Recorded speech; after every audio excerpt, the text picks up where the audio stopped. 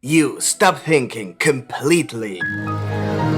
Now imagine this. You are Boruto. You find out about an ancient god named Jashin who can give people powers like immortality. He does this by receiving sacrifices through his worshippers, like Hidan for example, or that other guy shown in the Boruto anime and others mentioned in one of the light novels. The goal is always the same, to sacrifice as many people as possible. It seems that the pain inflicted on both the worshipper and their opponents serve as the sacrifice. Once the fight is over, the Jashinist, that is the worshipper of Jashin, has to perform a ritual that lasts about 30 minutes, using a specific symbol. The ritual and symbol will become important for Amado a little bit later in the video. What's interesting is that it's not just a ritual based on pure faith, believing that they are connecting with their god without any proof. Instead, they actually do receive abilities in return, but those abilities have absolutely nothing to do with ninjutsu. And as we know, in that case it can only be something like shinjutsu or something similar.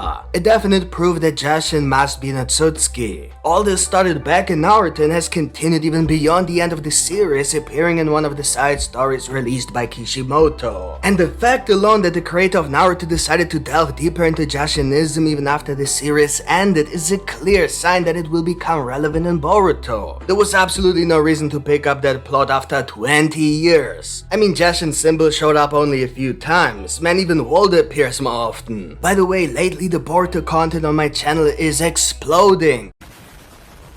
So many views, subs and comments, let's keep that snowball rolling, join the gang. Anyway, look, I see it like this. Even though Boruto is its own independent series, so to speak, with its own concept and is absolutely not comparable to the classic Naruto series, it still relies heavily on elements that were established in Naruto. So I firmly believe that Kishimoto didn't just randomly create stories in the form of light novels and small manga series between Naruto and Boruto. Rather, I think those particular stories have a strong impact on the Boruto series, not so much on Naruto since it was already over. The purpose is to tie up certain plot points that will become relevant later in the Boruto series, such as the whole Jashinism situation. Now imagine further that this god turns out to be an Otsutsuki. Logically, he must then be one of the two missing Otsutsukis, as there are only two requirements. First, you must be an Otsutsuki, duh, which is usually the case for people considered gods. And second, you must have been on Earth, which is self-explanatory for Jashin, otherwise humans will know him. I've already proven that it's literally impossible for Shibai not to be the other missing Otsutsuki, since it's already confirmed that he was on Earth even before Kaguya. So you as Boruto find out that for some reason this other Otsutsuki, namely Jashin, has had and still has trouble finding a suitable vessel for his reincarnation. In a way, it's the same issue Ishiki faced. When it comes to finding a vessel for an Otsutsuki, it's like ugly aliens using a human dating app, swiping through every person in the hope of getting a match. Maybe not literally.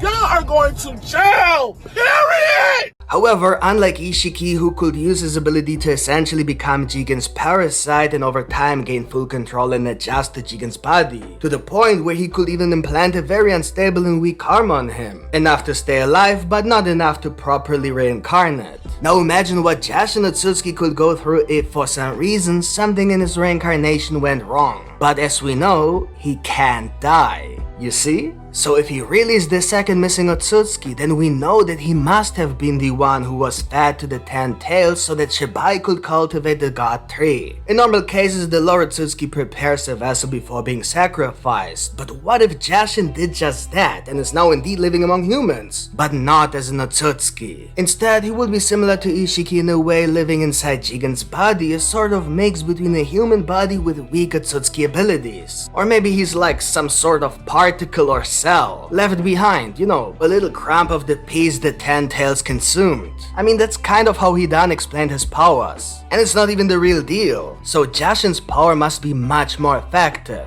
And let's be honest, Kishimoto seems to be incapable of writing any other plot. No cap, no hate, just straight facts. I mean, he literally made a crippled boy the main character of his new and already cancelled series. Just think of Ishiki, and especially Nagato, or Orochimaru, Madara, Sasori. And that's where Jashin comes into play. Okay, but hold on. Didn't I put Amado on that thumbnail? What could this dude possibly have to do with a person like Hidan or Jashin? Think about it, Hidan can't die, and he swore to get revenge on Shikamaru one day. That's a fact. This man is still rotting inside that hole since years, imagine that. All in his mind is Shikamaru, Shikamaru, Shikamaru, Shikamaru. Like a crazy person, literally. It's like Shikamaru really became his god. And now think about it, who is Amado most involved with? Ding ding ding, you got it, Amado. Strange, isn't it? Yeah, but anyway, Jashin's true power, whatever that might be, definitely has something to do with healing or immortality. It's important to understand that Hidan didn't use Jashin's true power. He only used the power he received through sacrifice. That's nothing. That's not even comparable to a karma. Imagine the power Jashin has. How can you defeat someone like that? But things get even more suspicious. Because we don't really know what Amado actually does all the time and what he thinks. What is his true goal? Literally anything he says could be a lie because he's one of those characters who never, absolutely never, have an inner monologue, at least not those deep ones. And typically such characters with zero inner monologues are not only deceptive, with every word being a complete lie. But most of the time those characters are also extremely important to the story. They often even lead directly to the main villain, or it's a chain of villains, you know, like in Naruto. Though even if that's a significant indication that Amado could be lying, coupled with the fact that he's the only character who has the demand to use Jashin's power to bring someone back to life, and is therefore the only known person who Jashin could manipulate. It's simply not enough to say that this is a hot hint that could definitely prove this idea. But I have one last huge clue that changes everything. A Jashin theory without this symbol? No way. Everyone who watched Naruto knows the symbol that Hidan always drew on the ground. A circle with an inverted triangle in it. He did this not only during his fights, but also every time he defeated an opponent and then began the ritual in which he lay down on that symbol and then basically sacrificed pain and death.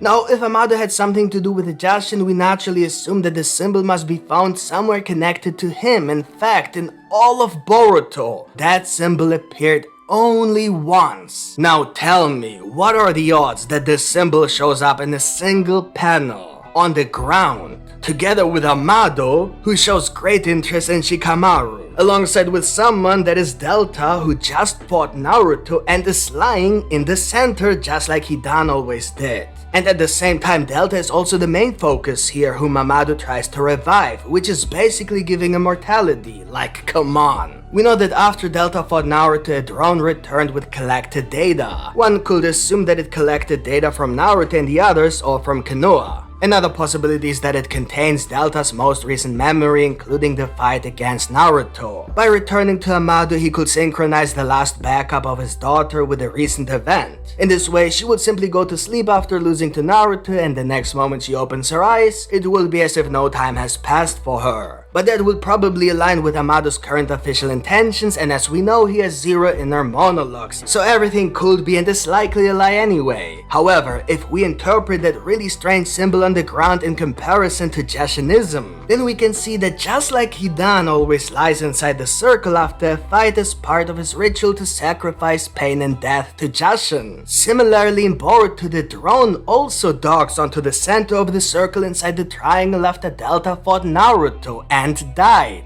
One could certainly interpret that Amado might have retrieved not only the last memory of Delta but also the pain and damage caused on both sides during this fight, which he uses to feed Jashin so that Jashin could eventually regain enough strength to reincarnate. The only requirement is that someone needs to die, and well, Delta really died. She was just revived, that's literally what Jashin does. So the sacrifice could be used to feed Jashin so that Jashin could eventually regain enough strength to reincarnate. But in whom? Well, that's where Kawaki's new karma that Amado placed on him could come into play. The idea is that the only way that this karma can be used for Jashin's reincarnation is if he has received enough sacrifices. But how can Amado ensure a maximum amount of death? With cyborgs. However, even that is extremely inefficient. What he really needs is an army that somehow has the DNA of Jashin, and with that, the ability to perform the ritual. It will be even more effective if they don't have to perform the ritual directly, but if it happens automatically after someone is defeated. And now, think about what happened in the last chapter. What if Amado really did not only find the remains of Shibai, which he used to create his cyborgs, but also the DNA of Jashin, which he then implanted into only one of his cyborgs? cyborgs. That cyborg is Code. And he didn't tell anyone about it because why would he reveal his plan? Remember, no inner monologues. He could also have predicted the fact that Code will use the ability he received from Amado to divide the 10-tailed beast to create an army to equalize the numbers on both sides. What if Amado did exactly that and implanted the second ability onto Code that is now part of each and every single one of those ugly 10-tailed monsters? That is the ability to perform an automatic ritual for Jashin, a sacrifice of pain and death. Now remember how the 10-tailed beasts turn into small trees while integrating the victims. Surely they must have a reason and purpose. We immediately think of god trees, just smaller versions of them. And god trees absorb powers and are also highly associated with sacrifices, as we have seen with Kaguya and humans. So in a way, the 10-tailed monsters, by defeating a person, sacrifice that person by turning both themselves and their victim into a tree that possibly provides Jashin with life force. Maybe the fact that Code has a white karma is also part of Amado's plan. That is, he purposely corrupted the karma because maybe Code is the one to become Jashin. Or maybe it's a mix between Code and Kawaki. Maybe it has something to do with yin and yang, black and white, spiritual energy and physical energy. Just like Code, who is spiritually an Otsutsuki but not physically one. And although Kawaki never truly became an Otsutsuki spiritually, so to speak, as he even rejects all Otsutsukis, he still has the physical power and body of an Otsutsuki. Code, however, literally inherited the will of an Otsutsuki, that is, the spirit. And as we know from Hagoromo, the creation of all things always involves both spiritual energy and physical energy to create everything, even a person. Okay, now you can stop imagining. Armed with all that knowledge and in Boruto's position, what will you do when you confront Code? I know what you will do. Everyone will do that. You will tell him, just like Boruto did, that he is engaging in actions whose consequences he doesn't understand. You will try to stop the 10-tailed monsters before it's too late because you know that Jashin Otsutsuki, Shibai's partner, could return and then use his power to possibly bring Shibai back to life. So if Code doesn't stop spreading Jashin's DNA across 10-tailed beasts that start sacrificing living beings directly to Jashin, the world will be confronted with an Otsutsuki god. And maybe Shibai somehow manages to make Jashin a god as well. So will you act just like Boruto? Let me know in the comments and tell me what you think of this theory. If you enjoyed this video, then please leave a like. It really helps me a lot to create even better content for you. Yes, it gets even better. And of course, if you want to see more Boruto content, then subscribe to this channel with the notification bell activated. Thank you for watching and see you next time, maybe in the chapter review or another theory, let's see. Bye.